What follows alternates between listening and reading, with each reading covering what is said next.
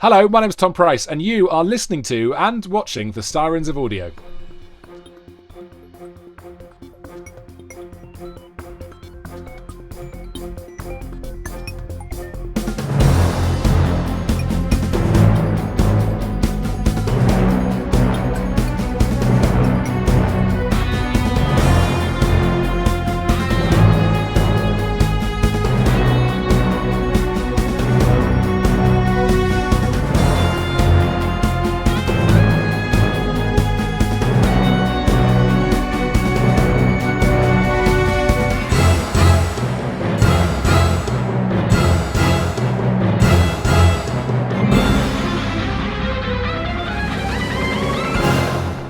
G'day audiophiles, this is The Sirens of Audio, the show that explores the universe of Doctor Who and the audio medium. My name's Dwayne.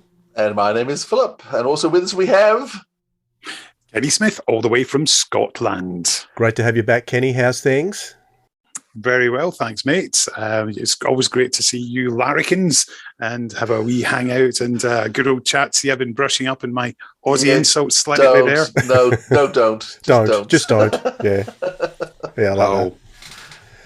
So I was saying before we started, guys, that my wife's been away this week, and what I've enjoyed doing is normally all my Big Finish listening is done with headphones, and I've been getting the sound box cracking, and I've been just sitting there without headphones and listening to all our a project, all our Forge stories without headphones. It's been bliss. And you guys ever get a chance to do that? What did you say? What do the kids think? Are they happy? I don't care. Right. Don't care. They don't get a say. Oh, a loving father. No, they're all right. They're all right. They're doing their other stuff. So I thought, we're going to be talking about The Forge. This is three main range stories with lots and lots of other stories surrounding The Forge on the periphery. But we're going to focus on the three main range stories primarily, maybe mention one or two of the others. But before we get into that, I just wanted to... we got some feedback after our last show. That's nice. So we got some feedback from a musician from Doctor Who, Dominic Glynn. Oh. Should we talk about that for a second, Philip? Oh, of course, yes. Recently, Dominic Glynn has released 3 of his albums on CD. They were only previously available on download. So these 3 albums are the Gallifrey remixes, the Ravelox remixes, and the Happiness Patrol remixes. So if you look up Dominic Glynn on his Facebook and Twitter, you can find out more information about those. And because he's been so good to us in the past, we thought we'd give him a plug. If you want a copy, £20 a pop. Postage is $2 to the UK or £6 for overseas, which is £6 for overseas postage from the UK is a bargain, if you ask me. These days, it's crazy. It is, actually. So, yeah, you can contact Dominic through his socials, or he has an email address as well, which is music@nobones.co.uk. And, of course, I'm going to put all this in the show notes. So if you're interested in getting a copy, because Dominic has also said that if you want a copy of the CDs, he can also sign them and he can dedicate them as well. So he was listening to our chat with Joe Kramer last week and was compelled to reach out to us. He really enjoyed that interview too. So if you haven't heard those albums, definitely get in touch and get yourself a CD copy because they're fantastic. Yeah, well, it was interesting. I reached out to Dominic because I downloaded them because they were available, and I just sort of sent him a message saying how much I'd enjoyed them, and he got back to me. And that's how we ended up getting him on the program. So if you haven't heard him yet, too, we spoke to him about probably more than 12 months ago now. But anyhow, you can look back and find his program and listen to Dominic, and he talks about all that he did. And I'm pretty sure £20 is for all 3 CDs, too. Is that right? Let me have a look. I've got in my head that it's... no, the message is £20 each. £20 each. I thought there was a deal for all 3, but okay. It's good value. It's good value if you're getting them autographed and dedicated as well. Fantastic value. It's fantastic value. Definitely support the artist, I would suggest. Yeah. So, I think the personal dedication. So, even though I've downloaded them, I'm actually going to be getting all 3 albums because I want them all signed And dedicated to me, because I like everything to me. It's all about you, Philip. It's all about me. Tell me about it. So you're just ruining your inheritance, so your family can't make any money out of it once you're gone. Yeah, exactly. Unless they sell it to somebody else called Philip. That's true. That's true. You could do that. All right. We're going to talk about the forge in a moment, but there's one more thing to do. What's that? Kenny, watch out. You're falling. Yeah. It's a rabbit hole. Oh, no.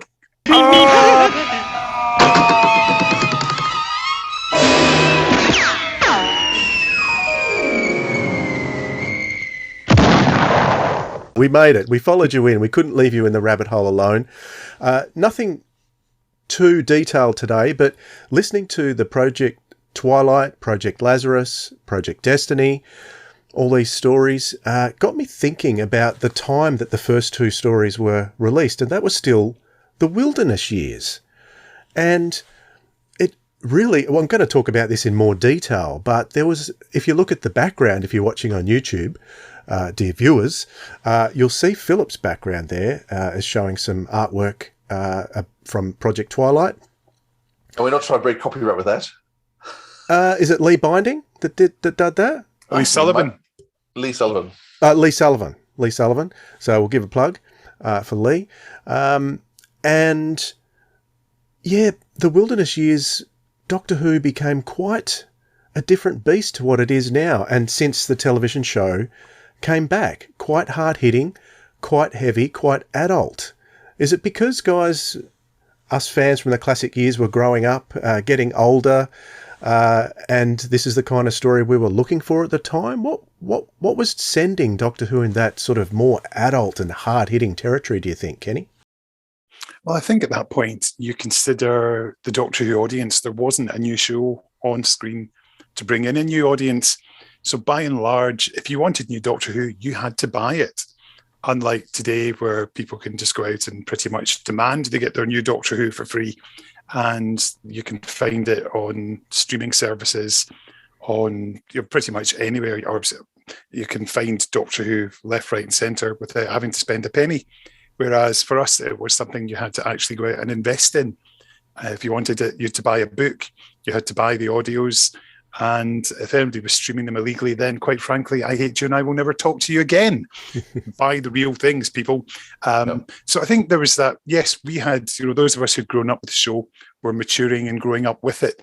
And there wasn't really that new supply of, for want of a ghastly term, young flesh to come on and join the party. I should also point out that behind Philip, I can see the top of, we'll call it the Torchwood Tower, just to be kind, popping out the top of his head.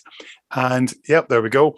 And can I just point out that I actually spent a week working there when I was at the Daily Mirror, and I was working on floor 24 of it. And it was great fun because I was going and thinking, I'm going to work in the Torchwood Tower. Where's Yvonne Hartman? Where's the rest of the team? But sadly, of course, they're fictional and I didn't see them. But it was great fun. And I also, you can find a story that I wrote when I was working there online. If you Google Decade Tenant TARDIS, but Tenant TEN hyphenated ANT. Yes, get it right. Can you spell it right? And you can find something I wrote, and I got loads of shares. And it's an exclusive interview with David Tennant. But yes, I think we were growing up, and I think that yes, we were, as we became more mature, the more mature themes were coming in. As let's be honest, we weren't really looking for the more simple stuff that was perhaps we'd been served up in our youths. Did that appeal to you, Philip? Yeah, it's interesting. I mean, I guess in some ways, fandom really took off during the Tom Baker years, and those, I guess, that's sort of my era when I really sort of got into the show and got keen. And I think in some ways, most people in terms of, and I'm not sure whether it's fair or not, but most people in terms of classic Doctor Who think Hinchcliffe years, and the Hinchcliffe years were the most violent, the most gothic, the most playing around with things. And I think for many of the fans of my era, we still sort of think of those shows as the shows. And so in some ways it's natural that was more what, when here I was in my late 20s, early 30s, and that was the sort of stuff that was being produced by fans of my age.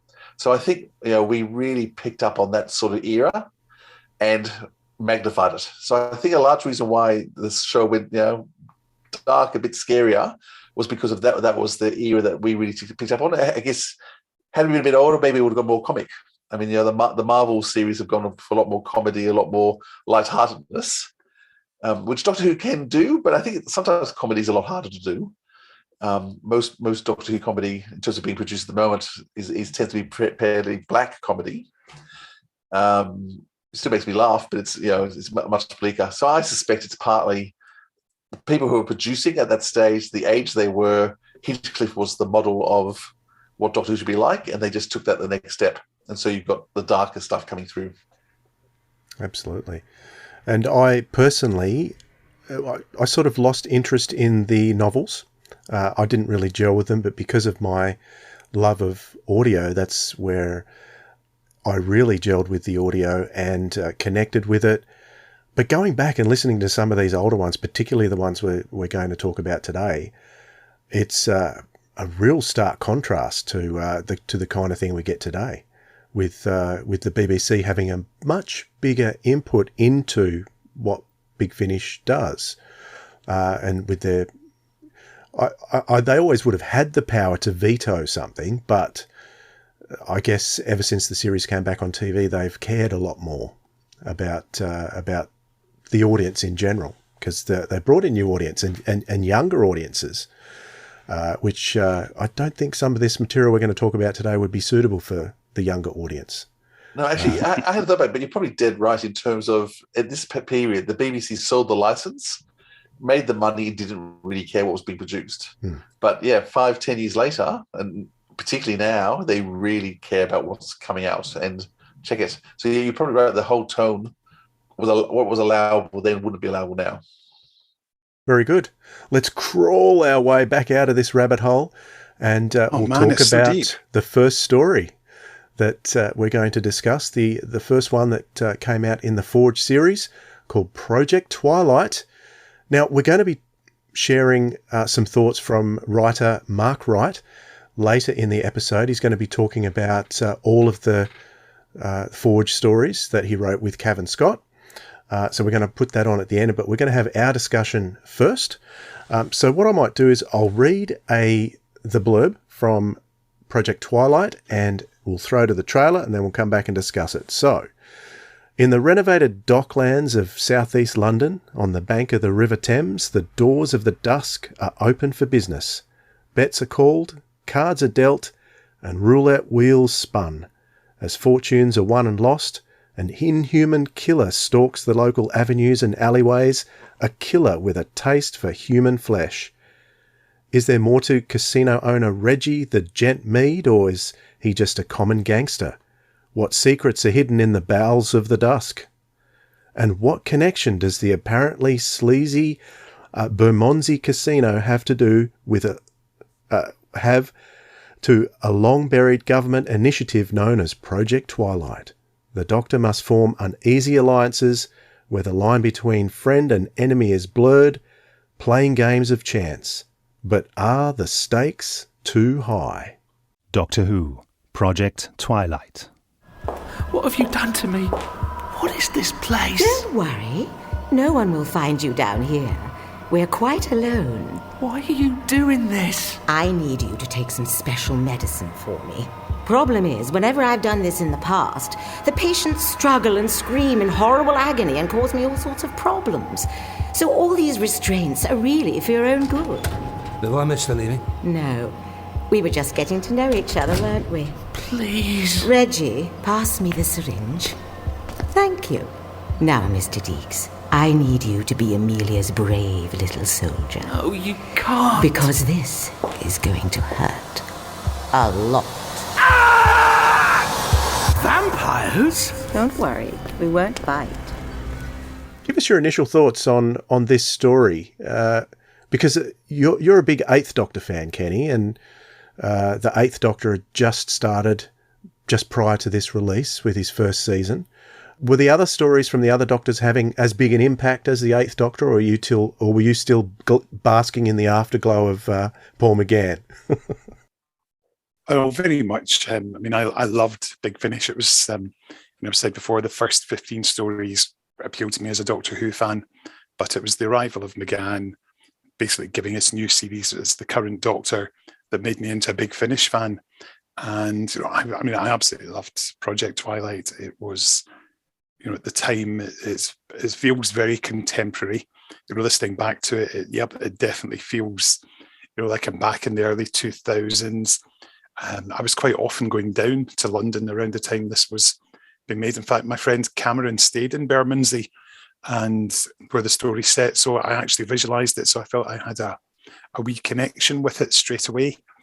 And I just loved the tone of it, the feel of it. It just felt wonderfully dark and just shadowy. And it's one that you could imagine very easily, on screen, just with being set in the shadows, and almost as if it could be directed by oh my goodness, what's her name? The one who did the American lady who did Tank Girl in the last Capaldi episodes of every season. Oh, her name's going in my head. It's got that kind of feel to it. I'm going to have to Google her name. Not Rachel Talalay. It is Rachel Talalay. Yeah. Thank you very much. It feels like I could imagine her almost directing these and showing them on screen, but it's a wonderful world, getting into casinos and, backstreet casinos and wonderful things. I mean, the thing that struck me when listening again to Project Twilight is getting the Doctor's, just going for a Chinese and just think, wow, it's that's so unusual, just having his sweet and sour chicken balls, and just thought, I love this. It makes the Doctor so human, and just his partnership with Evelyn, or his friendship really with Evelyn more than anything.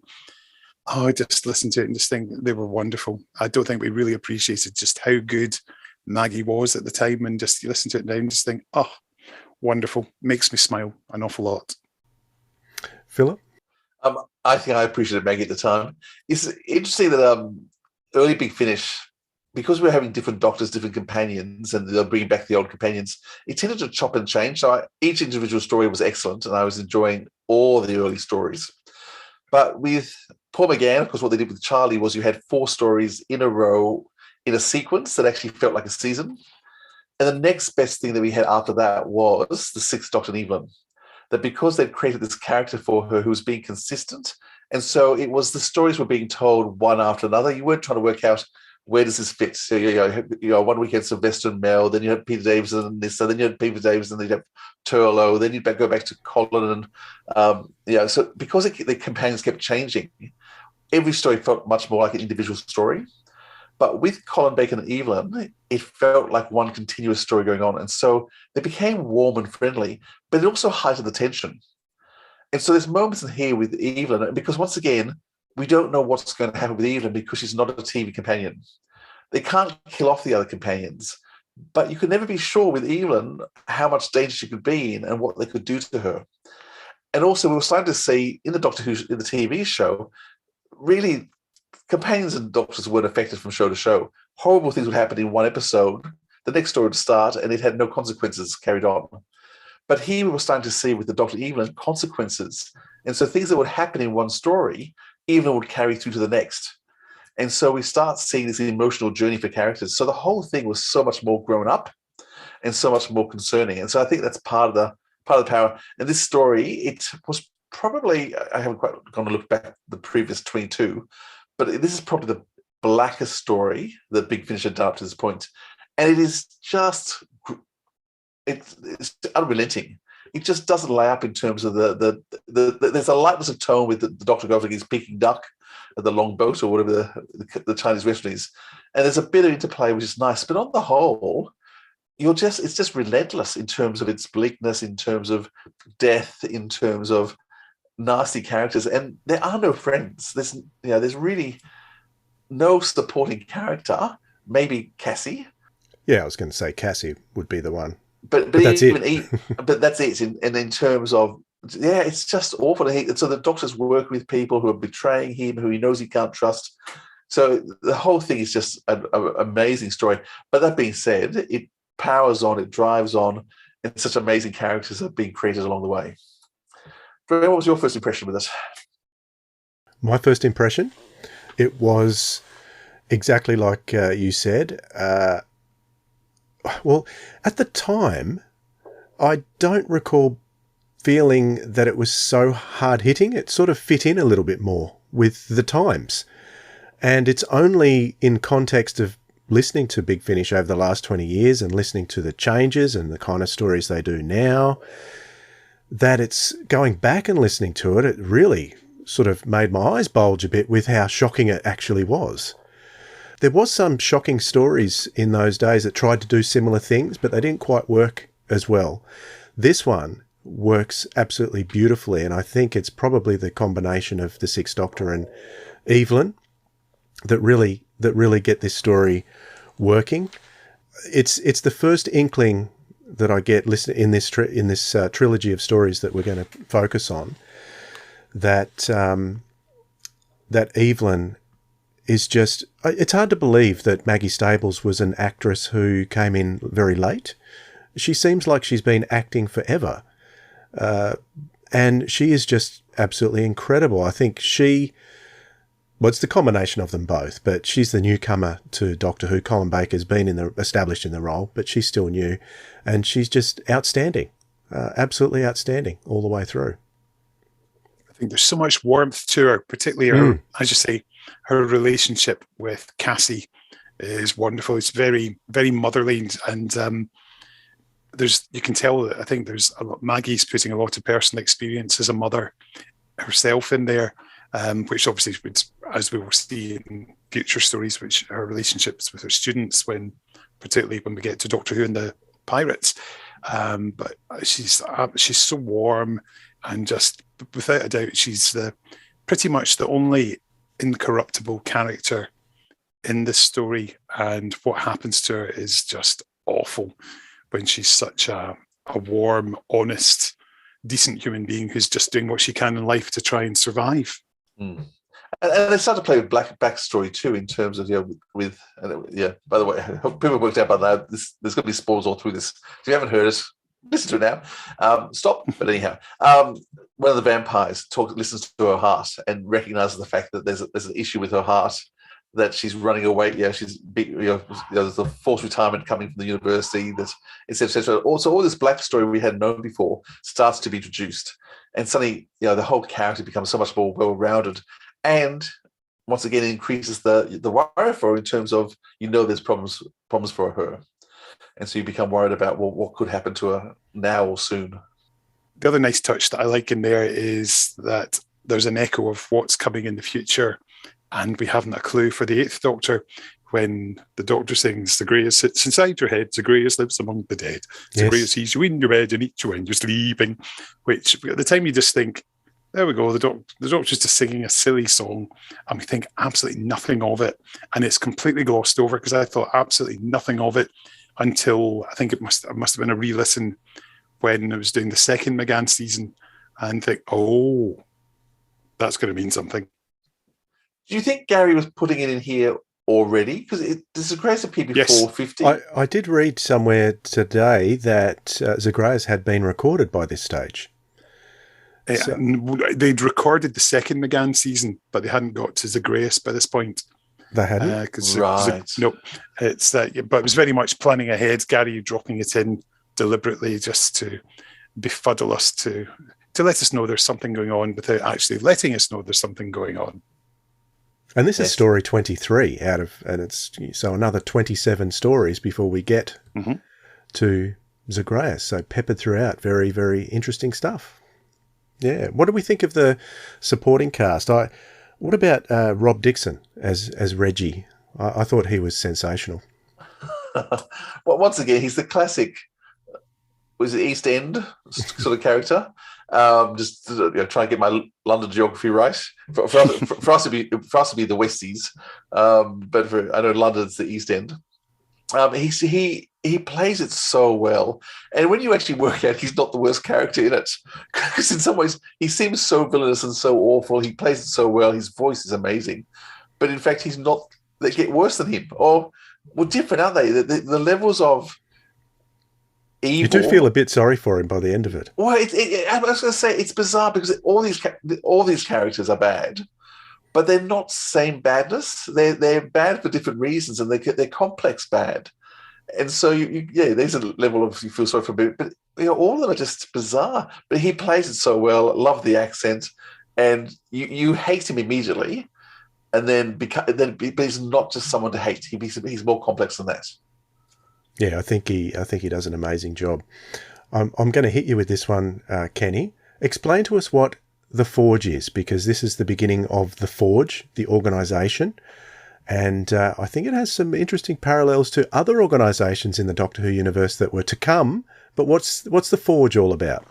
Indeed, the Forge is an organisation that keeps itself hidden from the general public, who go around collecting technology, people, creatures that perhaps are otherworldly or have a distinct alien connection.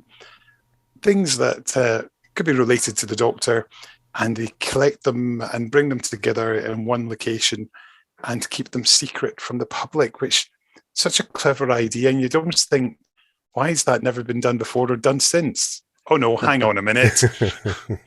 And it's headed all done for Queen and Country or for King and Country. And that's a big similarity too. Yeah, but there's definite parallels with another shady organisation, and it's very, very clever. And when, dare I say, I shall now name the other one, Torchwood, whoever they are. When that came along, I just remember thinking, this seems slightly familiar. I think there are some definite differences, though. This organisation seems a little bit more on the bad side than Torchwood, because while Torchwood is collecting xenotech, as it's referred to here, I think Torchwood is a little bit more interested in utilising the technology for the benefit of the British Empire, whereas the Forge is mainly interested in this technology to weaponise it for military use. That's pretty much what they're all about. So, but is that as much as Torchwood Cardiff, which is the Torchwood we get to know, Jack is trying to influence it to be different. Isn't Torchwood weaponising everything they get hold of as well? I don't know if they're doing that so much. I think if you look at Queen Victoria's motivations in Tooth and Claw for setting up Torchwood in the first place, it's to protect rather than to be the aggressor, whereas the Forge is interested in you actually using this tech. They're not using it for defense, they're using it for attack. That seems to be the motivation behind the Forge to me. So that's I'm not sure the Sycorax would agree with you, but yeah, you might be right. Well, there you go. They're very, very, very, very similar. So that brings parallels. Yeah, and there's been others too, other organisations too that have been peppered throughout. In addition to Unit being the first one, but there's been others out there. Yep. That brings us to the character of Nimrod, not to be confused with Nimrod from Ghostlight, but this is Nimrod, who's the founder of the Forge, who has such a long life because he appears throughout the history of the Forge, but he has such a long life because he ended up having to inject himself with the Twilight virus to survive, because obviously he was trying to use that virus to create a super army. There's major spoilers here, guys, but I think you'll probably forget what I'm saying in 5 minutes and still enjoy the story anyway. But played by Stephen Chance, what a performance. Oh, he's brilliant. He's absolutely incredible. I mean, we know that to begin with, he was originally Dr. William Aberton, who was played by Rupert Booth, so he sounds completely different.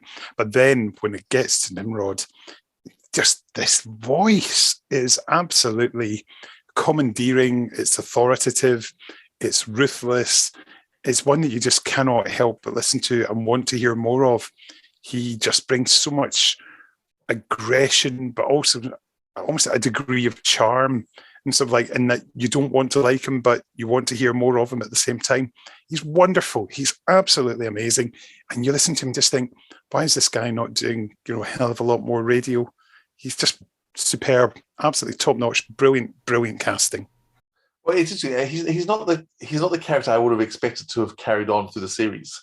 So it's interesting when you hear it. He's in some ways he's the biggest villain. So you can't. It really is hard to work out who's the worst as you listen to this, and in terms of who. Yeah, so you kind of assume that no one should survive. And so the fact that he does, he's the one that they decided to carry on. Because I must admit, it's Amelia, Holly DeJong, who's the character who most appeals to me in terms of how she thinks and how she reacts, and once again what she does with people. So you just don't know quite what's going to happen. But Stephen Chance, amazing voice, amazing actor, and I'm glad he went on, because certainly what they do with him later on is going to be even more interesting. Well, he wasn't. Yeah, it's Project Twilight. It's hard to ascertain the full extent of his badness from this story. That comes out as we move on through, particularly the next story, and then even the story after. You get glimpses of him here, but he really comes out in the future stories. So it could have been played differently. It could have been played in terms of he's trying to right the wrong he did, because in one sense that's what he's kind of trying to do. He's trying to fix up the mistake he made, decades earlier in the prelude to the story. But it's more than what he's doing, and it gets the glee in which he takes pride in terms of getting rid of the mistakes, which is the people.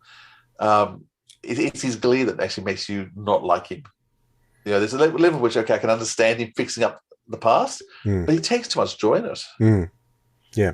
I just want to pick you up on one thing you said, Philip. You mentioned earlier there that Amelia is pretty much you really like that woman. Just think, my God, the current Mrs. Edney, what the hell is she like? Good thing she doesn't listen to this, it won't matter. It's one day we could get in a lot of trouble, Philip, if our wives ever decide, no, that's never going to happen. I think we're safe. Yeah, same with me with Pieces of Eight. Any final thoughts on Project Twilight?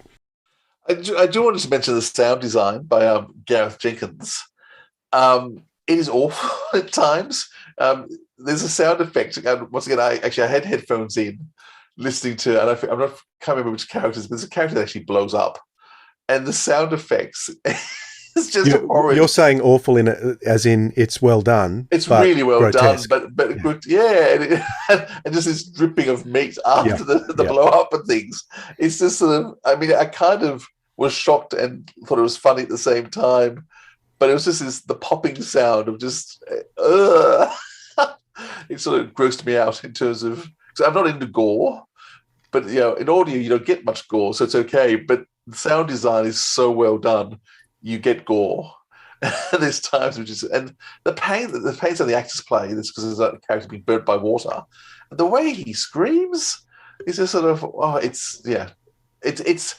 it really does. I think this production pushes to the very edge of what you could get away with, which makes you uncomfortable but doesn't go overboard. There's a story coming up soon after this, which goes overboard. It steps over the line over and over again, which is why it's so badly viewed. But this one manages to get you right to the line without stepping over.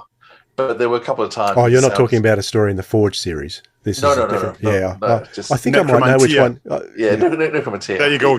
Just a Scottish person to be blatant. You're not allowed to say the N word.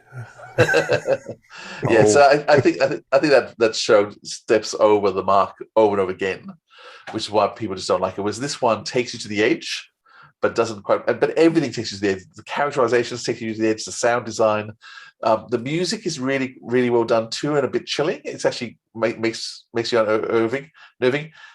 This was a perfect standalone. They didn't need to do more. This would have been a one-off perfect thing, and I suspect it wasn't. And actually, we should put a bit of Gary on too when he's talking about this, because Gary saw how successful this was and decided straight away we need a sequel. Well, I think Mark does talk about the story behind the next one and how it came to be, because it all happened over a dinner, I think, with Gary, where they were trying to explain why the Church and the Crown was late. and they were trying to get away with that. And then Gary suddenly remembered that they left this open and said, "Oh, well, let's resolve this," and it started from there. So there are some benefits to not meeting your deadline sometimes, perhaps. Really? No, you don't know about that, Kenny? You want to work for that company, do you? I'd love to. All right, let's move on to the next story in the Forge trilogy, which is Project Lazarus. And I'll just read the blurb. This was released in June 2003. It says, "I'll survive, Doctor, I always do. Unfinished business. A frightened girl is stalked in a land of eternal night. A hunter longs for recognition and power. A traveller in time returns to correct the mistakes of the past and faces a danger that could rob him of his future, unless his future intervenes. And in the shadows stands Nimrod, waiting. Welcome to the Forge."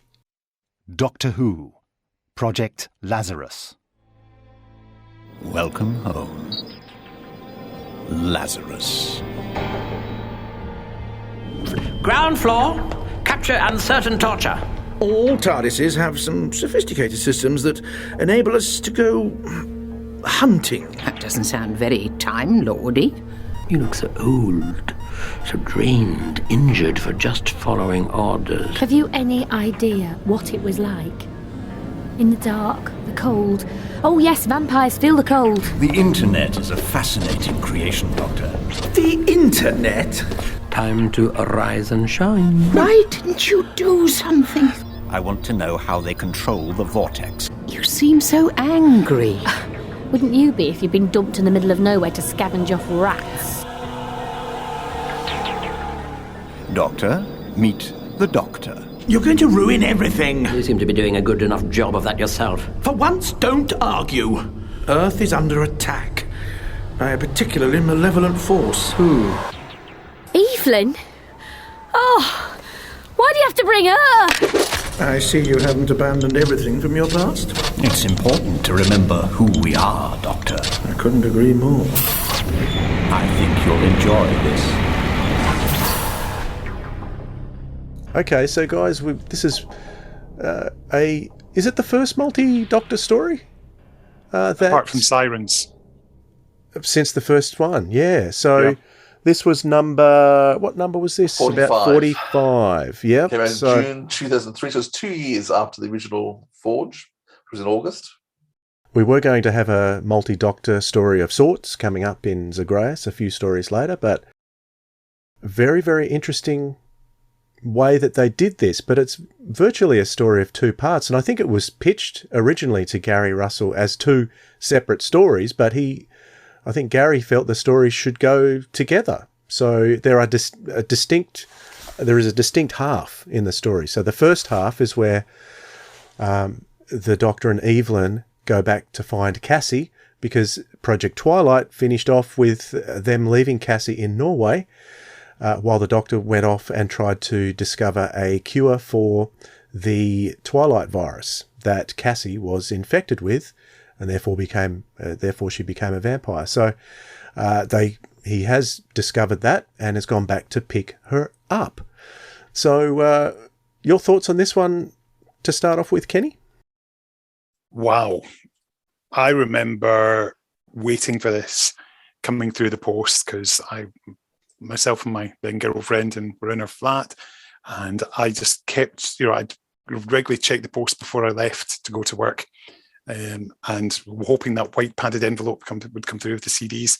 And then this came through, and I got Colin with the blue coat cover version, which is the one that I really wanted. And when they released two different covers for this, one with Colin, one with Sylvester, and then later there was, I think, just the one unified cover. But I was so excited for this. The fact you've got two fantastic audio doctors meeting up, or are they?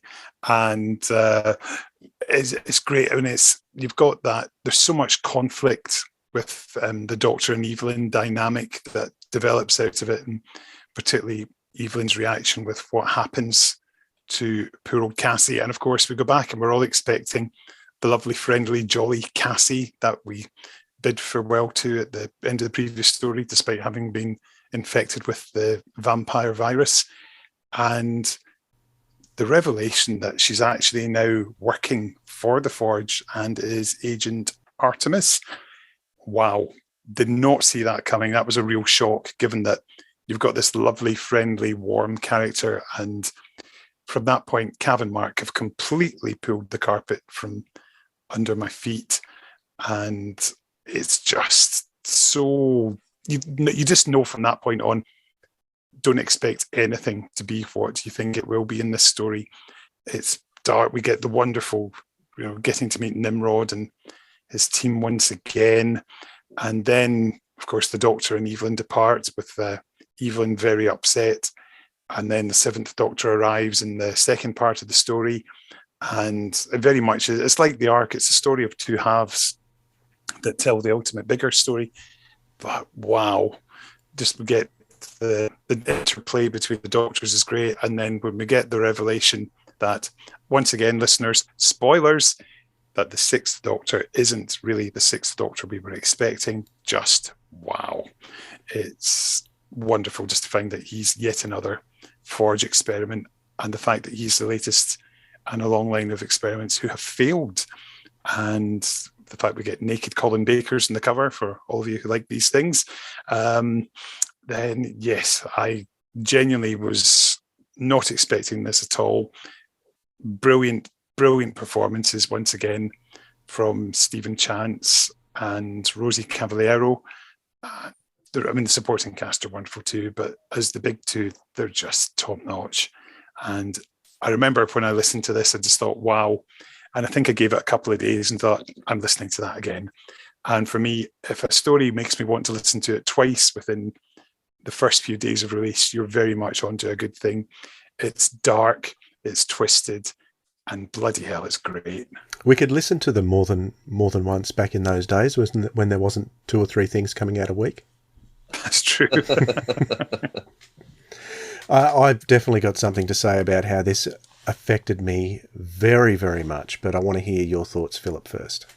I mean, it's interesting that Key mentions the covers to start with. I remember the excitement of wondering what cover I was getting. So I do remember this being announced in Doctor Who magazine that it was coming, and seeing the 2 possible covers and thinking, I do want the Colin cover. And then I got the Colin cover, and I thought, I want the Sylvester cover too, though. Having this dilemma of actually wanting both and actually trying to work out, do I actually buy it again to get both covers, which I resisted the urge. But yeah, I do remember that it was a lovely... Was this the first time they had 2 covers coming out, 2 options? I think it was. So it was one of those, Big Finish often just did something slightly strange, like with Flip Flop that came in a cardboard rather than jewel case with the black and white options. And so, they're still being experimental, very experimental with different things that are coming out. And so it was the 2 covers. The first story, it was just wonderful to hear what was going on and the extent, the story extending from where Project Twilight had set off. And yes, it was a shock when Cassie revealed who she was. And it was dark and awful, but I think once we got to the second part when Sylvester joined, it even took a slightly different step. Maggie Stable's acting, which I say, is just superb. So once again, her grief and her sadness and her horror at what has happened to Cassie, and she's just broken by the end. And as I said, it is one of the things they allowed Evelyn to do was develop as a character. And the repercussions of this story would go into the next story with Evelyn. So that was a lot of power in that. But once again, to Colin Baker's performance. So he's wonderful as the Sixth Doctor always. He just hits the mark. The way he tried to care for Evelyn, but kind of failed. So the first 2 episodes are Colin just being amazing. But then in the next 2, when he's playing what we find out to be his clones, he is so subtle with what he does in his performance that you can tell something's not quite right, but it takes you a while to work out what's not quite right. And by the end, he's like a child, and you have so much sympathy for what's happened to him and how he's been experimented on. And I just remember the episode ending. Actually, I remember it took a while to put the 3rd episode on because the 2nd episode ended, and I was still shell-shocked. And in fact, I left it a day just to deal with the fact of what happened to Cassie, what happened to Evelyn, and then trying to work out what on earth happens next. Like I couldn't work out where you take it to next. And there was a day later that I put on the episode 3 and episode 4, and it went nowhere near where I thought it was going to go. But that was part of the beauty of it all. And I can see that they were just, you actually see that the guys probably actually did pitch both stories. We've got this story, we've got this story. And Gary went, well, actually, there's probably not enough for 4 episodes for each. So let's just make it 2 and make it a special 2-2-parters. And it just works so well. Dwayne, what happened with you? Well, this is absolutely the story. If you got glimpses of who Nimrod was in Project Twilight, this is the one where you get to see what a bad egg this guy has turned out to be. The things he is doing to the clones of the Doctor and the reasons behind it truly is awful. But what really had the most impact on me for this story, and a little while ago we were reviewing The Feast of Axos. Do you remember that, Philip? And we were talking about the monologue that Evelyn was delivering while she was slowly floating away to death. Floating away in space, and how much impact that had on us. Well, it was her performance at the end of episode 2 on this that had me actually sobbing. And it had that much impact on me. I'm not moved to tears too often, but wow, she is just... And it just reminds me of how wonderful Maggie Stables was and how much I miss her. And she was just such a breath of fresh air in the Doctor Who universe as a character. There was no one ever like her before, and she was just so good in the role. And I think the end of part 2, that led into Arrangements for War. Is that right? That was the next Sixth Doctor story. So another, it's probably my favourite Sixth Doctor story, actually, Arrangements for War. An incredibly emotionally impactful story. Of course, and it's all down to Maggie Stables. And how well she performs with Colin. They are just the perfect. I think, it's hard to pick your favourite teams, but whenever I listen to a story, it all brings it all back, and I go, wow, this is just something else. So it was that performance in Project Lazarus that really got me. You were talking about sound design as well from Project Twilight, and some of the things that were being done to the clones of the Doctor towards the end, and that would have been probably Colin doing those sound effects too, where he was choking to death. That was just awful. It was just terrible, but it was so well done. It was incredible. A shocking story once again. But these guys are, Cavan and Mark, they go under the radar a bit, I think, in fandom, next to guys like Mark Platt and Rob Shearman and all those real classics from the first 50. You've got to give a lot of credit to these guys. So incredible story, incredible second part to the main range Forge trilogy. We'll jump into Project Destiny right now. To do that, I'll read the blurb. Okay, the blurb says, 1999, leaving her infant son behind, a young mother named Cassandra Schofield departs Bolton, seeking a better life amid the lights of London. 2004, despite the best efforts of the time-travelling Doctor, Cassie Schofield dies on Dartmoor, a vampirised victim of the sinister organisation called The Forge. 2021, all grown up, and a nurse at St Gart's Hospital, Thomas Hector Schofield, known as Hex, meets and becomes a companion to that time-travelling Doctor, but remains unaware that his alien friend knew his mother and watched her die. 1854. In the Crimean War, Hex takes a bullet and is seriously injured. The Doctor promises to return him to St Gart's. 2025. Now, in a London ravaged by a deadly contagion, Destiny awaits. Coming soon from Big Finish Productions, Doctor Who, Project Destiny. Can't get used to London like this. 2 months since the evacuation. Still no closer to a breakthrough. Upon this street where time has died, as if London has just stopped. But why? Jared? I can't tell, Mom. It's like something just disrupted the signal. Some weird energy discharge nearby in the last few minutes. Keep trying! She wasn't the same when they took her. What do you mean? Something was wrong with her. Something was... Oh! Are you okay? It hurts. It hurts so much. Fan out and keep your eyes open. They can come out of nowhere at a second's notice. You never cease to amaze me, Doctor. Destruction follows in your wake, and yet you're always surprised when people start dying. I wondered when you'd come scuttling out of the woodwork. Listen to them! They know what you're planning! Don't you get it? They're intelligent! The Doctor had a house once. In the garden there was a pond. One summer there was a weed. The weed spread, choking all other life.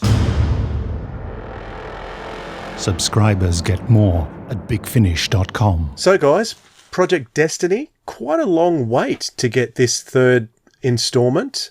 And it's not just a sequel to Project Lazarus, it's a sequel to The Angel of Scutari. It leads straight from the previous 7th Doctor Ace and Hex story, which in itself I think was about 18 months before this was released. 2 years. It was a very long gap between The Angel of Scutari and this one. Yeah, so which and yeah, it's sort of continuing the Hex arc, which as soon as Hex joined the TARDIS crew, we knew that there was a connection there because it was mentioned in The Harvest. I was going to ask that. We did know in The Harvest that he was connected to... Okay. Yes. I think I must have missed that originally when we first went through it. Do you remember the connection in The Harvest, Kenny? Well, we've got... yes. I think the Doctor was sort of scrolling through some records, and he looks in detail at Hex's record and goes, that is interesting. And so we know that there's a connection there. Yes, that's it. I've got so many things with Forge type stuff in my head, but yes, there's a nice subtle and it's sort of alluded to without actually saying what it is that he's found out. And there's lots of other stories that are interconnecting with the Forge at this point in the main range too. So little hints of the Forge connections with it. No Man's Land was a big one with the 7th Doctor and Hex and Ace. Any others you can think of? I know there's a few. Yeah, there's just references just pop up here and there. I think the most blatant one, as you say, is No Man's Land, where we said they've been found out for King and Country, and it's still going on, and it's which is a great story. Again, that's another one that's very dark, and you think, would that be made these days? I somehow doubt it, given that you're getting companions effectively being, and other people effectively being mentally abused and tortured. So it's very dark, but I like that one. But no, that's definitely the most blatant example.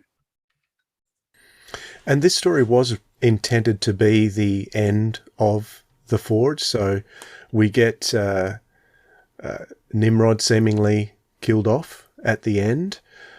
So, did I say spoilers? Sorry. Everyone knows the spoilers now.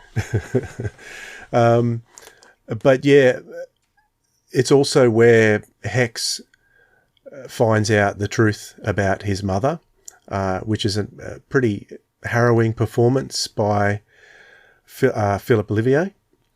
So that's really, really good. We get another character introduced here by the name of Lysandra Aristides. Is that right? I think I got that right. Mm-hmm. And yeah, that's right. Well done. She goes on to be a companion in the forthcoming. It's called the Black and White trilogy, or is it more than a trilogy? Is it the Elder Gods trilogy? Is that what it's called? Well, yeah, I mean, it's more complex than just trilogy too, because the black and white TARDIS exists side by side for a very long time in different stories. Well, I think the TARDIS becomes white at the end of Angel of Scutari. It gets hit by a cannonball and turns white. Yep. But we also know that there's stories running as well, because in the Robots of Death one, which first introduces Livchenko, Robophobia? the TARDIS is black in that story. So Right. so there's just little throwaway lines backwards and forwards in different Sylvester McCoy stories where the TARDIS is black or white. So even though there's 3 stories with Lysandra in the black and white, I think I call it the black and white trilogy myself. But there's also lots of other things happening and other missions happening at the same time. Yeah. In Lots of different TARDISes. intersecting things going on here. And you know what I thought about this? We've talked often about how much we listened to the stories in the first 100 because there wasn't as many stories. But by the time we got to post 100, which is where this sits, I think this is about 139, is it? 137? That's correct, yep. 139. By this stage, I think I was only listening to stories once, maybe twice, and then never listening to them again. So this made me think, man, I've got to go back to the main range from 100 to 200, which is where Alan Barnes was, in charge, and had all these trilogies going, because I love the trilogy concepts. I really did enjoy all of them from all of the Doctors that they had going. And this reminded me how good they were, and I need to go back. I certainly hope the Randomoid Selectatron picks out some of these ones for us, Philip. I might have to bribe it somehow. Sounds like a good idea. I must admit, I've been meaning to for a while, trying to find the time to go through the whole Hex storyline and do all the stories. But of course, if you do that, you do actually miss the Sylvester McCoy ones, which are running parallel to the Hex storyline, but when he's solo. Because there's a whole series of Sylvester McCoy stories. He's not traveling with a companion, but actually he's still with Ace and Hex, but in a different TARDIS. And of course, trying to put all that together is something I should try to do. That's an interesting thing about Project Destiny, is that as far as Nimrod's concerned, this is in Nimrod's future, but is in the Seventh Doctor's past, because Project Lazarus, the second half, it's indicated there that that's not too far off from his regeneration. Yep. So he's there on his own, and it's I think it's towards the end of Project Lazarus that he actually goes off, and the events of the TV movie happen shortly after that. Yeah, I think that was the intention. Is that right, Kenny? Yes, indeed. That's it. You've got this Doctor's in the white TARDIS with Ace and Hex, whereas you've got him with Lysandra Aristides and Sally Morgan in the black TARDIS. So they're obviously running, so as you say, in parallel. Well, it feels like they're running parallel, but obviously for the Doctor, they're happening separately. But there's that whole story going on. I mean, the thing that I found really weird about this story when I first listened to it is that, to my mind, the Forge is intrinsically linked with the Sixth Doctor. I think that's maybe because it was introduced in the first 6 episodes that we had with the Forge were very much with Colin. Whereas, of course, the latter 2 we got with Sylvester, and there is that sort of handover between them. But to me, my mind, it still says the Forge is a Sixth Doctor thing. So I found it quite fascinating just start hearing it. So it was a bit almost like a system shock. The other thing is also when you realise this story was set in 2025, that's just 3 years in the future, and there's a virus has ravaged the city of London, and you think, bloody hell, yes. What does Cavan Scott know with Mark Wright? And can I have the lottery numbers for next week, please? So COVID was just a test run for this. Exactly. It's all the Forge's fault. The Twilight. I love the fact we've got Hex taking the Doctor back into the TARDIS, and he gets the old Twilight virus cure that he'd made for Cassie. And it's quite nice in a way that effectively the Doctor made something to save Hex's mum, or to try to. And Hex ultimately is the one who saves the Doctor by giving him the cure that he'd made to. There's that nice familial connection in there. But it's quite horrible. And again, it's quite dark. In fact, we've got insectoid mutated humans and such like going around, and it's quite horrible. And the fact that we've got Cassie being revived using Hex's blood. Obviously, we haven't got Rosie Cavaliero, playing the part again. But it's quite a horrible concept that you've got she's been revived in this zombified form. And thankfully she does turn a Nimrod and isn't being the perfect servant that he may have hoped for. But for me, it is a great story. It very much is it feels like the concluding part of a trilogy. Obviously, we know there are bits that are left hanging on, and the fact that Lysandra mentions that she's seen something in a vault featuring the seal of Rassilon, or the Pridorian seal, whichever the correct term is these days. And I loved it. I just think it was a wonderful story, some brilliant performances. And I just said, what Philip Olivier does here is, when he finds out particularly about his mum, fab. And of course, we should mention one of the guest cast in this story. The actress playing Helen and the Oracle is one young Ingrid Oliver. Whatever happened to her? Oh, whatever did happen to her? Speaking of... no, she wasn't in Torchwood, was she? Went to UNIT, one of these other organisations that are out there involved with the Doctor's universe. So yeah, once again, Big Finish had her before the show did. So she started off here, which is good. Playing two parts too. Playing Oracle, which the Oracle voice was played by a different actress in the previous story. But wasn't there some kind of illusion that the Oracle system was actually the system in the Harvest, so the system behind the human resources in the hospital? Is that? Yep, that's right. Yep, that's right. Her brain was her brain print was copied from, was it Tegan's pal, something like that, and also so it features in the reaping and the gathering as well. Is that right? Yes. Or she's in those stories, and then ultimately we get to her becoming Oracle. So yes, it's all this circular stuff. It's lovely. There's little bits and pieces everywhere. As you went through it, it felt like each story was quite individual, but you actually start to realise there's been a lot of clever thinking in terms of linking things together and the circularity of different different stories. The minds of first Gary Russell and now this is many Alan Barnes, Nick Briggs now developing things further. And I said it was great that the Forge came back, because many things when Gary left with Gary, there was all sorts of things that would have been lovely to have seen carry on, some companions and things. But Nick had different directions and different vision, which is can't criticize him for doing that, because he's you're the showrunner. You're there to do your vision, not continue other people's visions. So it was nice that this was able to come back and wrap up a lot of things. I don't think we're talking about the Companion Chronicle today, but the Companion Chronicle with I did want to mention it. Because I think the Companion Chronicle is actually even a better example of the Forge in terms of what's going on, and brilliantly written again too.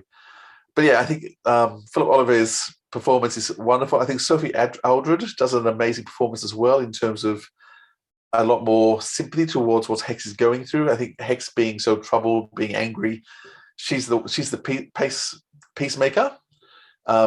Sometimes Ace can be a bit angsty as a character. I think she's a lot more sisterly in this, and actually gives Sophie a lot more to do, and interesting things to do as well.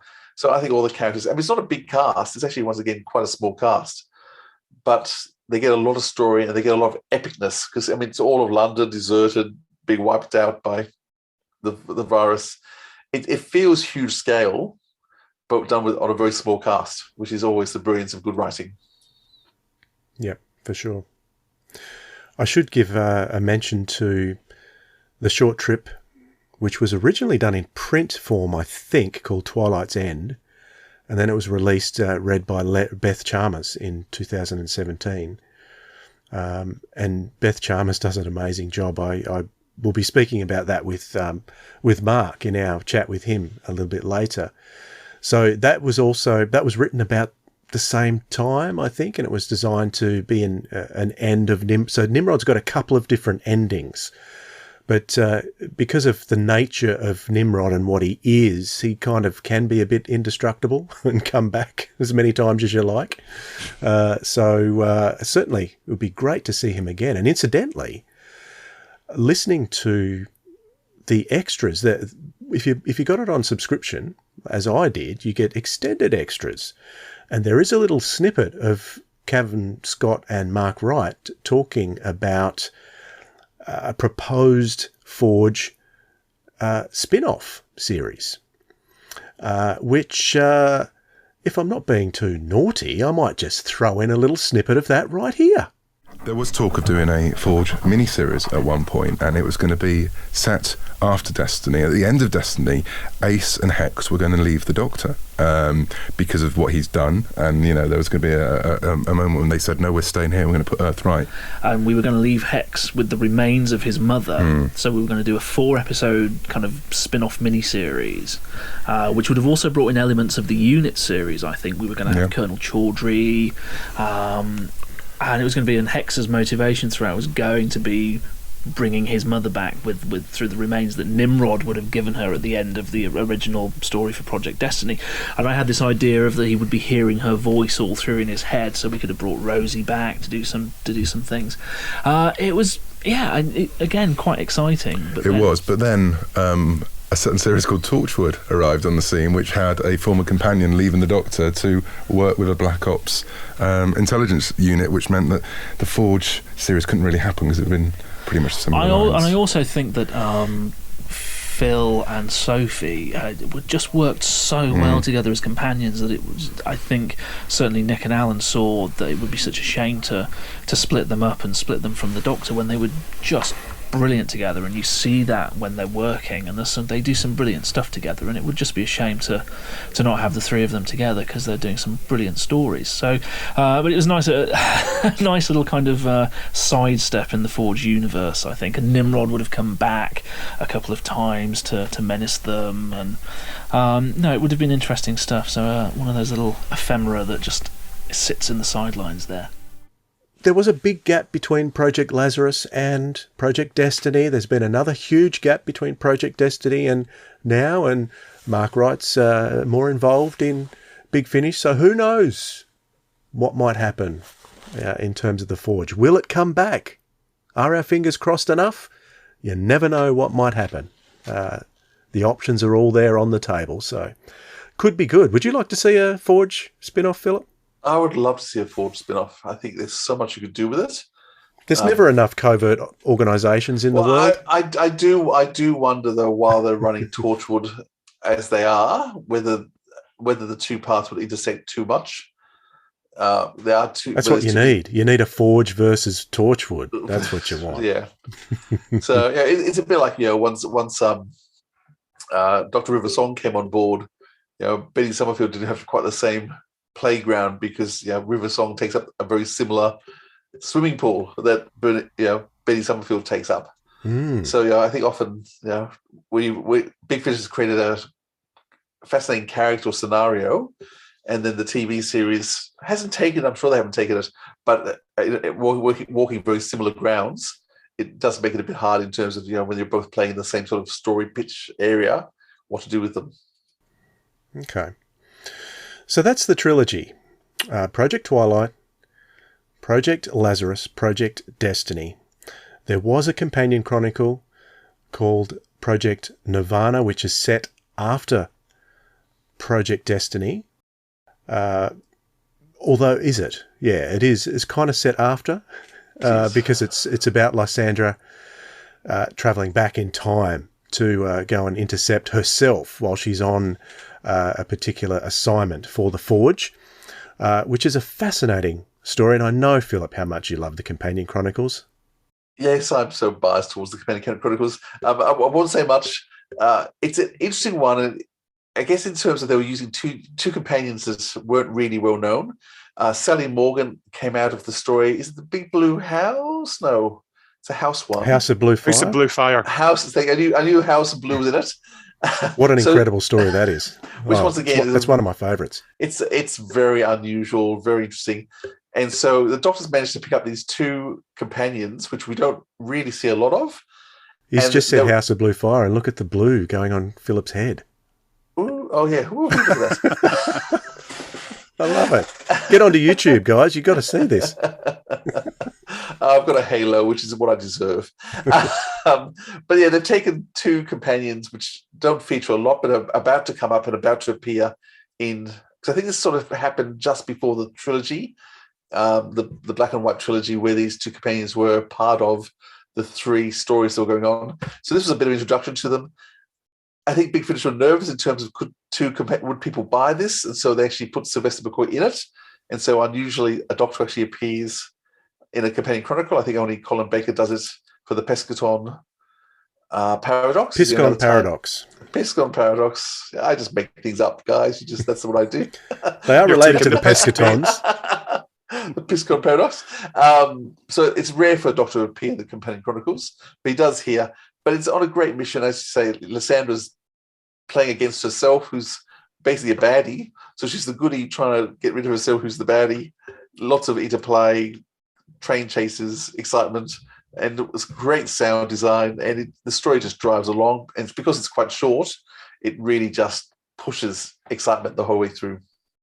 I think, to me, it always feels like a Bond film. You've got so many action set pieces.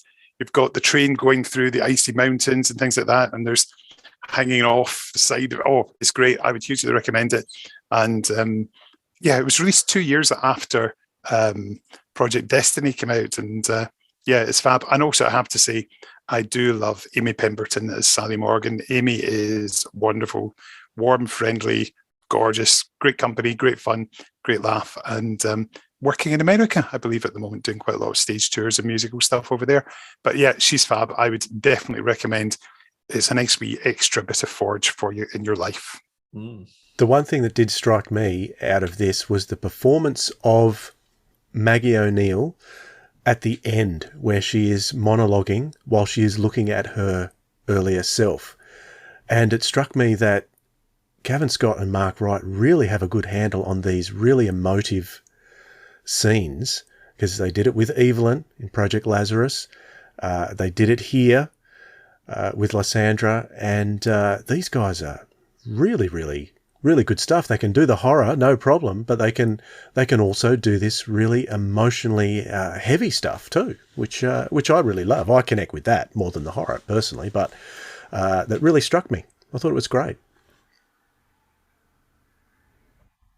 Glad you agree. Yes, absolutely. Yes, I was. Yes, it's fab. I think Cavan and Mark are a wonderful writing pair, talented, and if I see either of their names in something, I know it'll be good. In fact, one of my favourite things was about 6-7 years ago. Cav had a Star Wars book out, and I think it was World Book Day, and they had books for £1 or whatever it was, that nice cheap price, and was in my local supermarket. And my daughter spotted the book, and she was having a Star Wars phase at the time. She drifted away from it, and she's come back to it in the last week and a half, which is great. And she wanted to buy the book, and it was Cav's book. So I was quite pleased when I said, I know the man who wrote that. And she was very excited. So yeah, definitely a good one. I love that pair. Awesome. That's our take on the Forge. We're going to have a chat with Mark Wright himself about the Forge. So we're going to go back to the start at Project Twilight, and go right through to Project Nirvana. Have a chat with Mark Wright about that. And once we're done there, we will come back with our final thoughts. Coming soon from Big Finish Productions. Doctor Who, The Companion Chronicles, Project Nirvana. I don't need to remind you both how dangerous this is, but success is crucial. I glanced over at the Doctor, who was standing in shadow at the console. I won't ask which alien civilization your former employers plundered for this particular innovation. This was it. There was no fear, no anticipation. Same as always, just another mission. Private Morgan to Captain Aristides, please respond. That was reckless. You could have been killed. Can't get rid of me that easily. Now what? Don't worry, Lysander. We'll find a way to stop this somehow. Somehow? You mean the Time Lord hasn't got Plan B tucked up his sleeve? How disappointing. A clock flashed on my visor, counting down from 10. On my mark. 3, 2, 1, mark!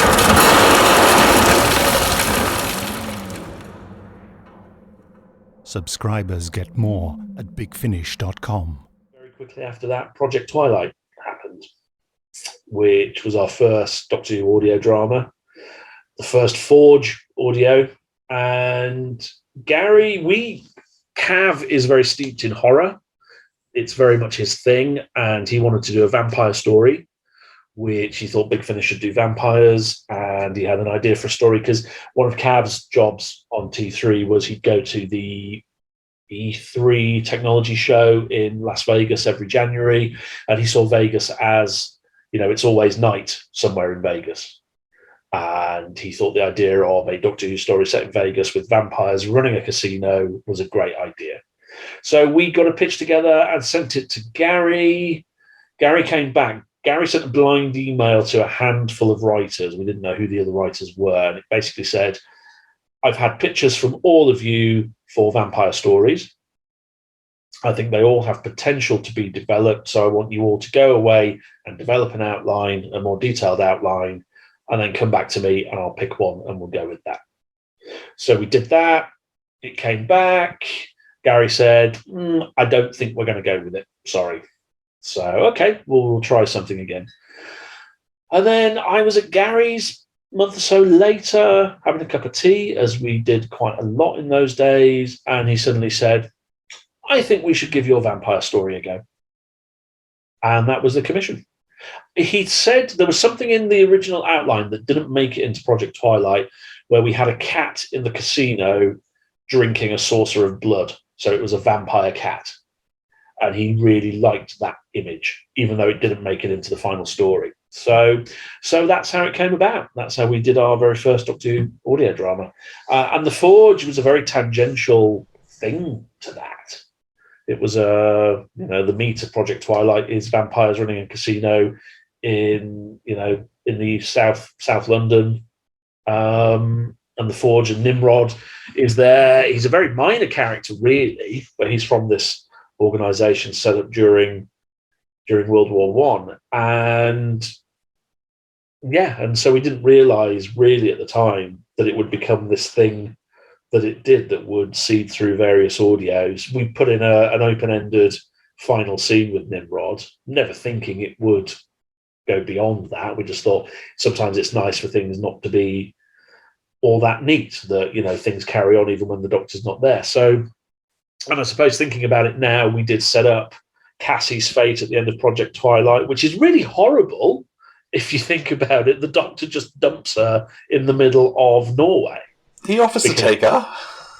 Because she can't trust. And that's what Cassie wants. I think that's how we justified it. This is what Cassie wanted. She wanted to be somewhere where she couldn't cause anybody any harm. Perhaps now, if we were doing Project Twilight, Cassie would have become a companion there and then. But as it was, and I just thought it was quite a horrible thing for the Doctor to do. He just drops her in the middle of nowhere in this dark, unforgiving. And so that is how it all started. That was the beginning. Am I correct in thinking that the idea for Project Twilight was actually simmering away in your heads for quite a few years before it actually came to be made? Wasn't it around, did I read somewhere it was about 96 that you... Cav's idea, I think the original idea would have come about then from Cav. Cav's probably had that simmering away for a couple of years, because Cavan and I didn't meet until 1999. And Project Twilight came out in 2001. So there's not that long between us meeting and that first audio being written, recorded, and released. So I think I would credit Cav with the original idea, which probably goes back to that mid-90s period. And it was cemented when Cav and I met. That's when the ideas began to spark. And that's what we did. Those ideas, they'd come, we'd just bounce them back and forth. And that was the joy of being in a partnership at that time, I think. And was it true that the Forge had a different name to start with that had to be changed, or did that get changed before Bedlam. you came along? The Forge was originally called Bedlam. But then I'm not quite sure why we changed it. I believe from my research, it was to do with the Minuet in Hell story. That's right. So there was no confusion with that story. That was coming up. And so we came up with the name. We changed the name to The Forge. The original idea for Nimrod, as Cav and I both loved the audio visuals, and the original idea was that Nimrod was going to be the Time Lord Askram from the audio visuals, played by John Ainsworth, who had been turned into the Time Lord's version of Buffy the Vampire Slayer. He was a criminal. He'd been fitted with a time ring that bounced him from vampire hotspot to vampire hotspot around time and space, and he was slaying vampires for the Time Lords because they are the mortal enemies of the Time Lords. That was the original idea. I've told John Ainsworth this since, and he was very upset that Gary didn't go forward with that idea, which would have made things a lot different. So that was the original idea for Nimrod, because we wanted to pay homage to the audio visuals, because that's where we cut our teeth learning to love Doctor Who audio drama. But if we hadn't gone there, so Nimrod came along, and we had the fantastic Stephen coming in to play Nimrod with that amazing voice. And he really makes a mark with he's around for a few scenes in and amongst the earlier episodes, but it's only really in episode 4 where he really arrives and makes his mark, and there's a bit of a confrontation in episode 2. It's a long time since I've listened to it. And you get Stephen. He's got this very light voice. His speaking voice is very light, very well spoken, very light voice. And then suddenly, in front of the microphone, it's like he gargles with glass and comes up with the Nimrod growl, that deep, throaty. It's quite a performance, and I will always never not be amazed by actors who can do those vocal gymnastics like that. Which is something I've come to appreciate much more recently as well, with Stephen Noonan as the first Doctor, which I'm sure we'll talk about. It was a really interesting time. Big Finish was in its infancy. I think Twilight is 20-something in the run. 23. 23, which means, is the One Doctor 25? I think. So we came out September, October, November. I'm trying to think, because I pop up in the One Doctor. This was August. Came out in August, and the One Doctor was December. Right. So One Doctor must be 30, I think. Yeah. So again, all these memories, they all just collide. Recording Project Twilight, the start of my writing career, the start of my partnership with Cav. And, recording the One Doctor, I was sharing digs with Clayton Hickman. When I moved to London, me and Clayton Hickman, we had a flat together for 3 years.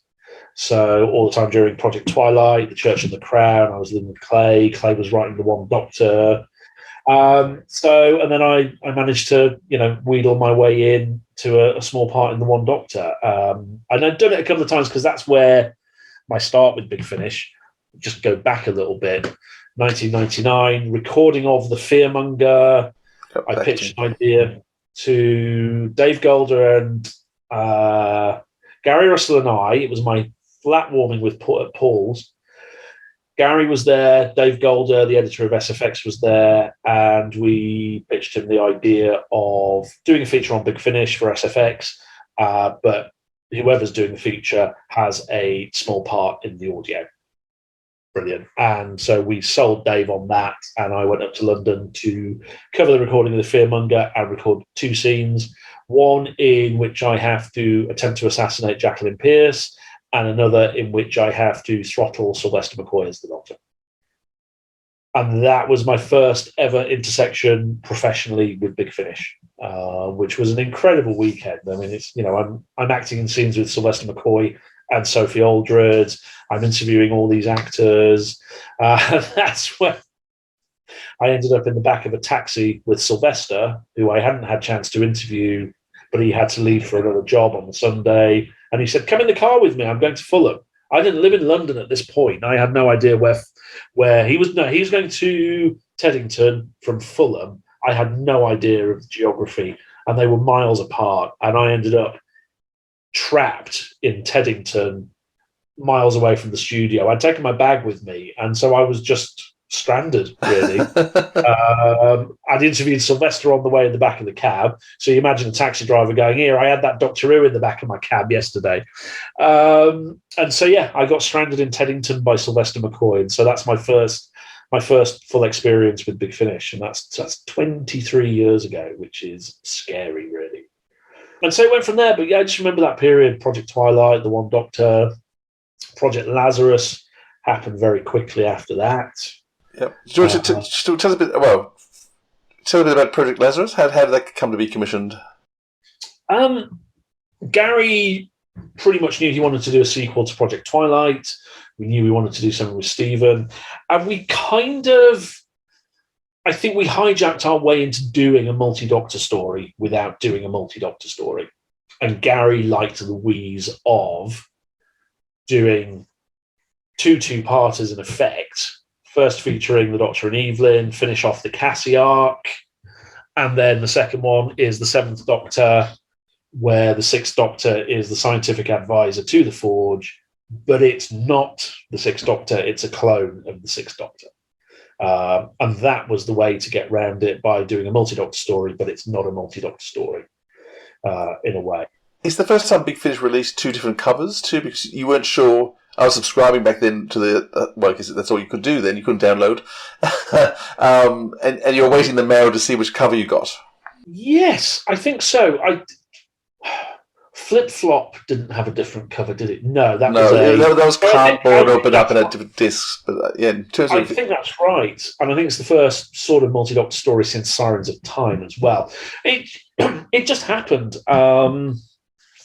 And I love it. I think the most powerful stuff in there is what Maggie Stables did at the end of episode 2. Her grief at spoilers, Cassie's death is just heartbreaking. It's a privilege when you get to hear actors taking your words and making them fly higher than they probably have any right to go. That's the joy of being in the studio when you hear amazing actors doing brilliant work. You know, we kind of and Maggie was incredible. Maggie was the funniest, brilliant person to be around in studio. She loved playing Evelyn.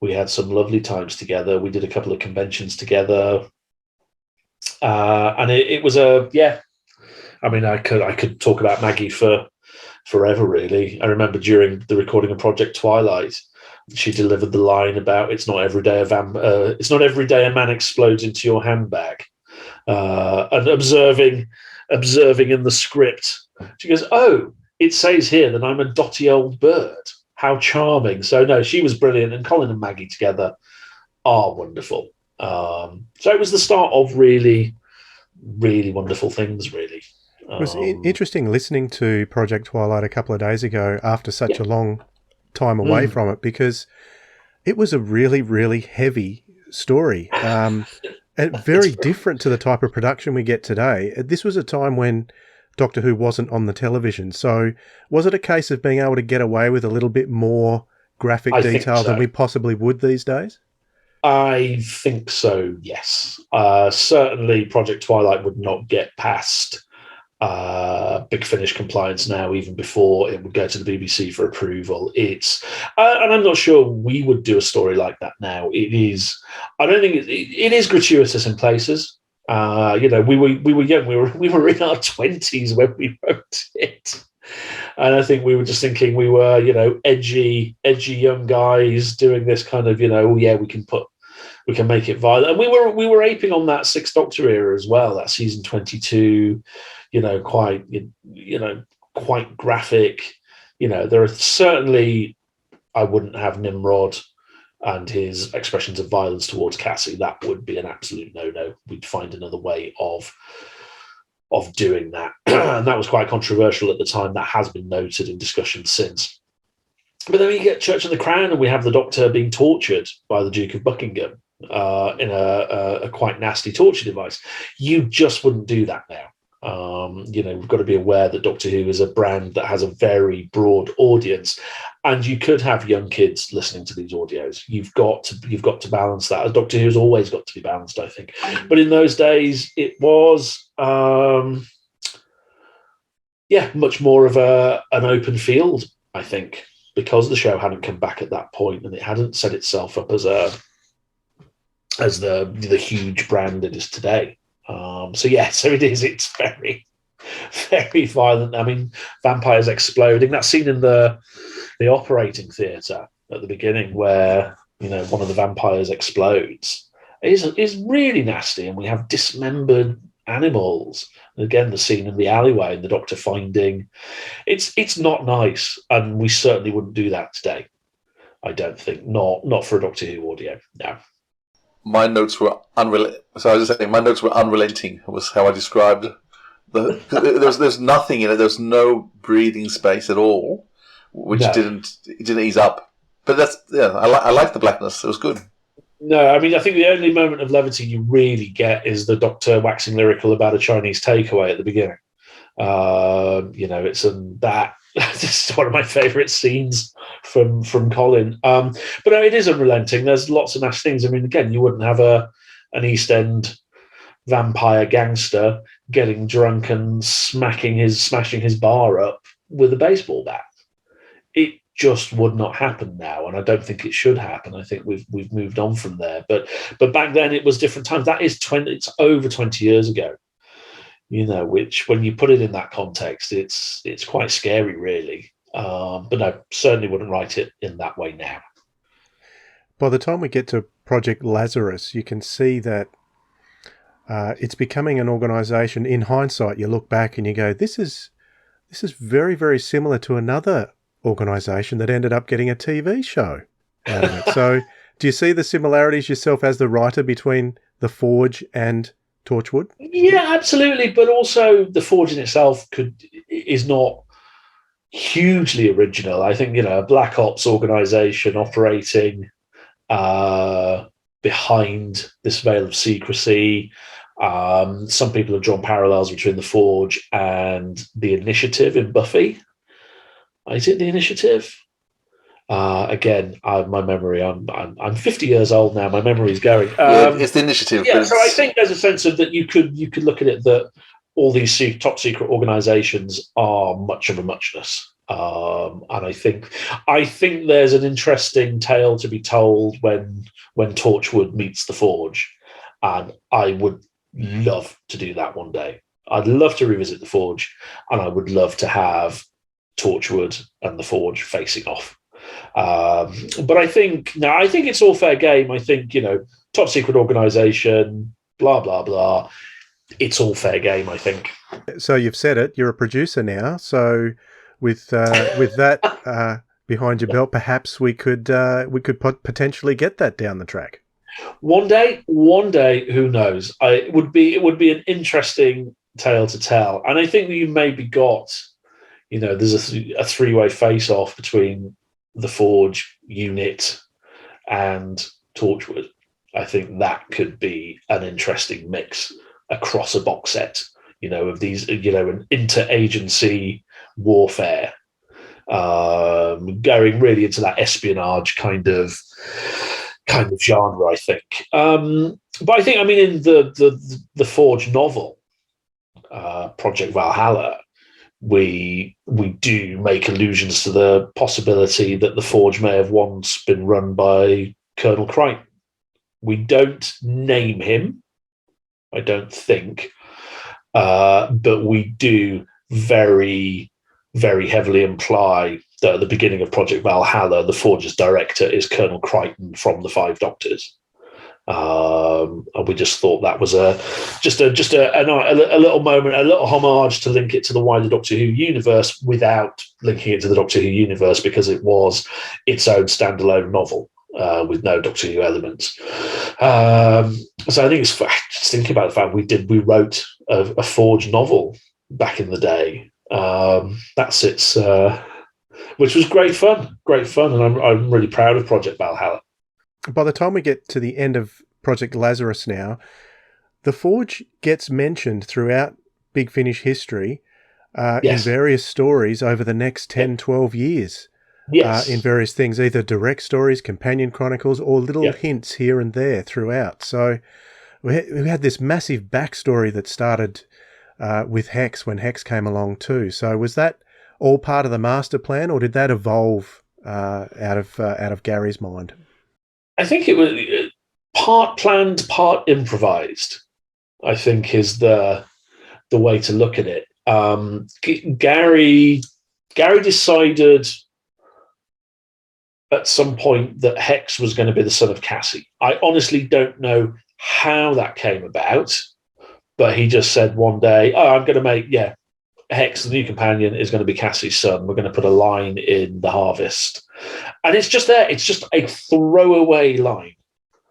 A very brief throwaway line as the Doctor taps into Hex's personnel record at the hospital, and he's going through it, and he says, the son of, oh, how very interesting. And that's it. That's all you get for ages. And then I think the next time is in 45.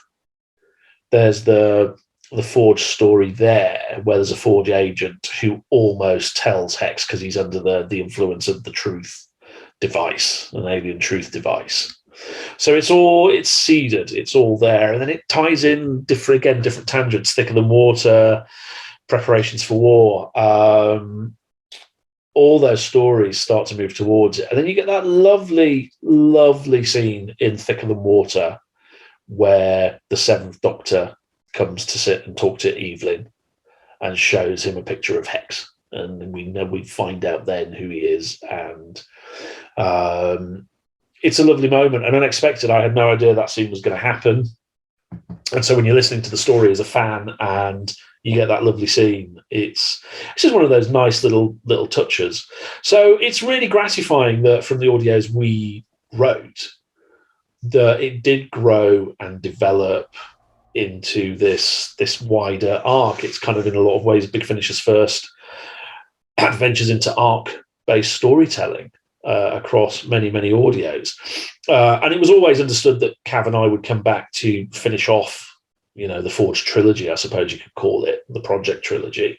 But that took several years longer than was originally anticipated. We were planning on working on that earlier, and then things changed at Big Finish. And Nick Briggs had his own plans that he wanted to follow, but Alan Barnes and Nick eventually wanted to come back to it to finish off that storyline, and so we were happy to pitch in and do that.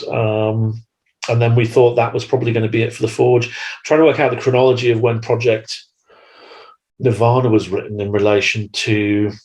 It was released afterwards, so. But so I think Project it might be set Destiny before. Was 2010 September.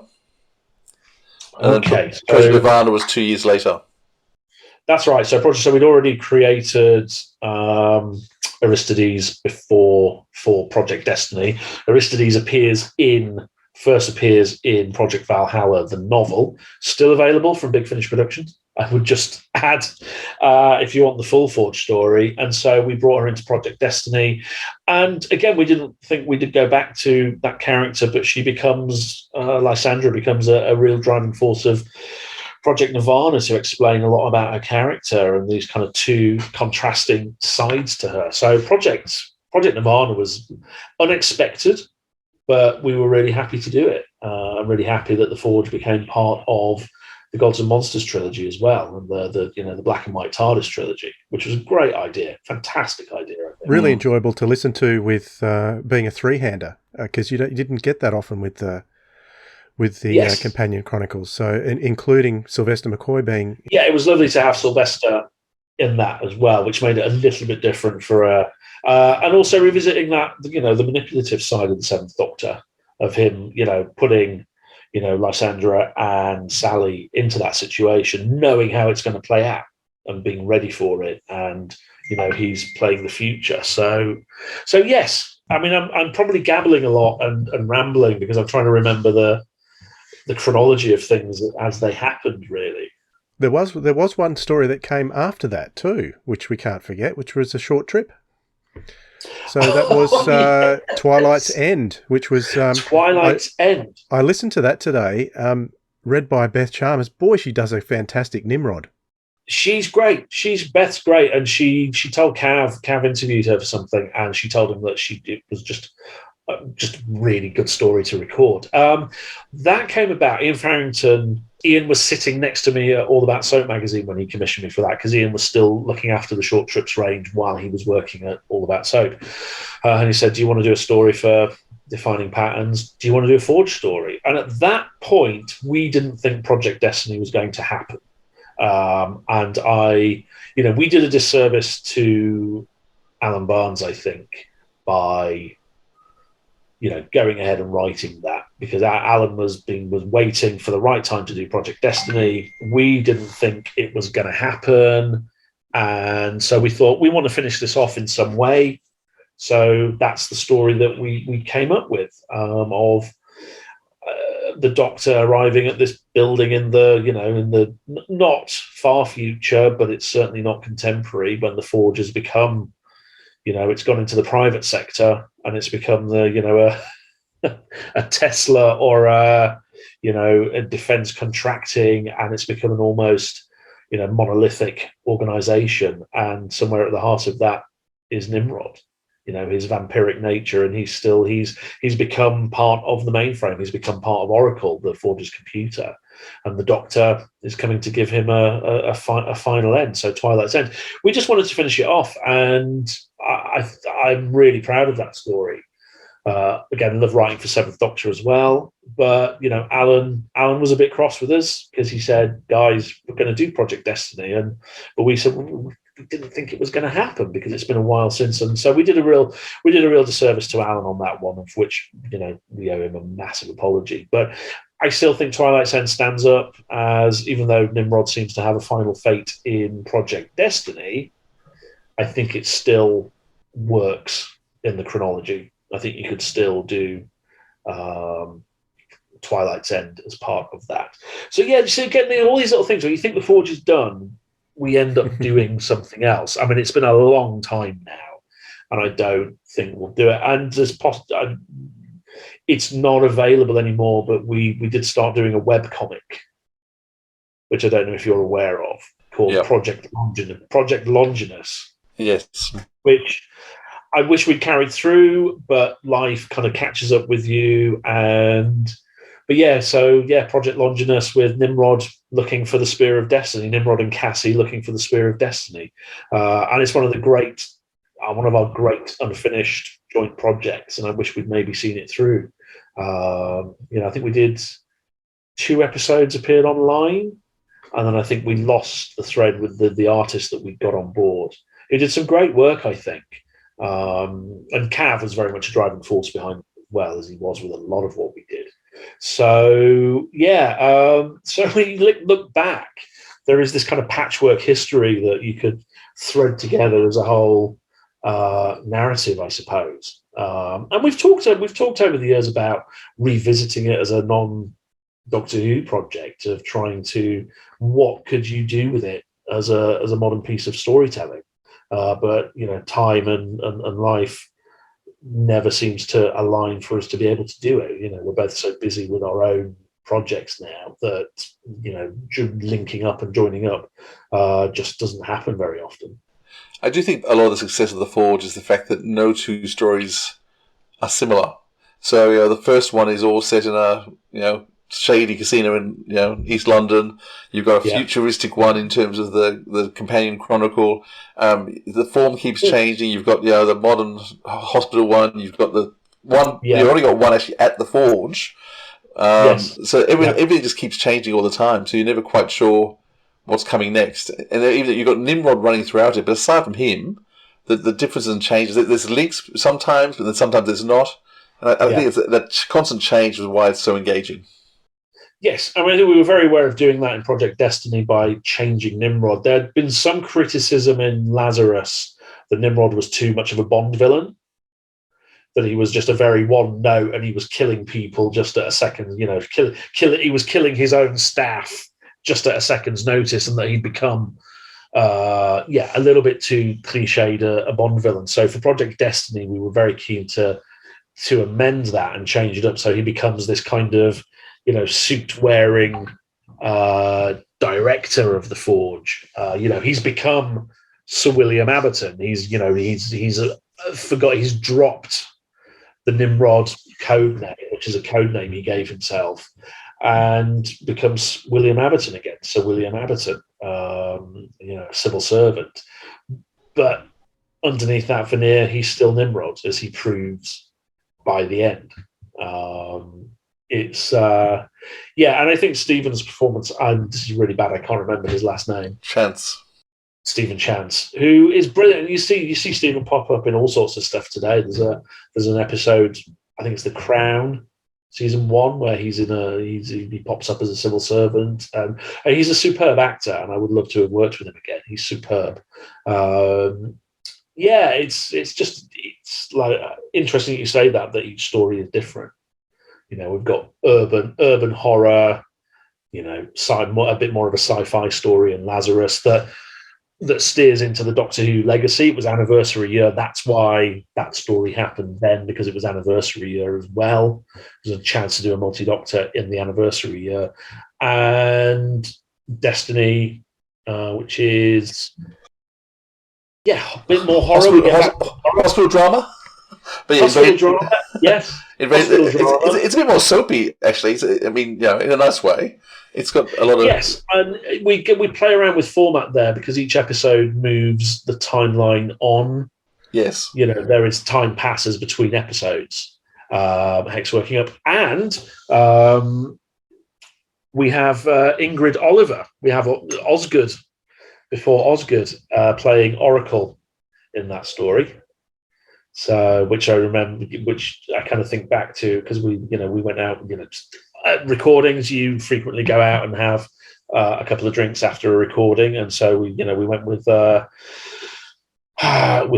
and with Ingrid, and we had a couple of drinks afterwards. So it's interesting that Ingrid has become such a part of Doctor Who, and a frequent contributor to Big Finish as well. It's lovely to see, and so that she'd done a Big Finish before Osgood happened. So it's interesting thinking back to all these things. So I haven't thought about these things for a very long time, really.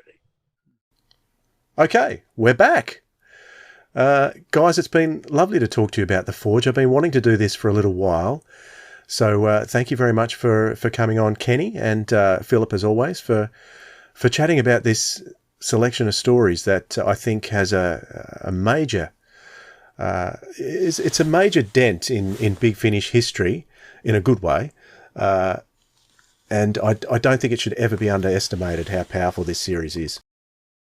Absolutely agreed. I'm always delighted when you message say would you like to come on and chat about something, and particularly when it's something like The Forge, which I absolutely love. I've written about it in Big Finish Companions and done it in Vortex, and it's just such a great idea, a great series, and the fact that it is, well, it may be similar to Torchwood. You can almost if it's like the good old days of a VHS, of a copy of a copy of a copy of a copy, you can see it's similar, but there's enough differences to make them different entities. Absolutely. Your final thoughts, Philip, on the series? I think just brilliantly written. I think the concept that came together, and when you think that Mark and Cavan were both newly writing together when they first came up with the concept, and there was a concept that they came up with that could last for years and many different stories. It just shows what a good idea can really keep expanding and keep developing.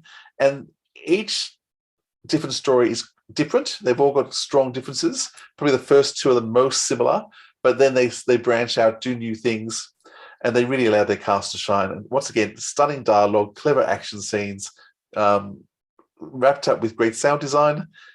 Big Finish just really put it together for all their stories. So they're very lucky. Yeah, and Maggie Stables is probably my favourite thing in Big Finish ever. Absolutely. Okay, normally at the end of our episodes, we do some recommendations, but we're not going to do that today. It's not your turn, Philip. No, I think we've recommended enough, don't you? Go and listen to these stories if you haven't listened to them. But what I want to do is, we've got Kenny here, and I'm stuck here in Tasmania. Philip, you're stuck there in Sydney at the moment. I reckon you'll fly the coop sooner or later. and get overseas. But Kenny, you recently went to Big Finish Day. I want to hear some goss. Give me some goss. Oh, well, what can I repeat? What can I not repeat? That was something that I really enjoyed actually doing throughout the day, was going around and sharing scurrilous gossip. For example, during Paul McGann's panel, the lights came on in the main hall, and who in the earth would have done that? It was Lisa McMullen leaning against the light switch, and the lights came on and interrupted the whole panel. So that's you outed, McMullen.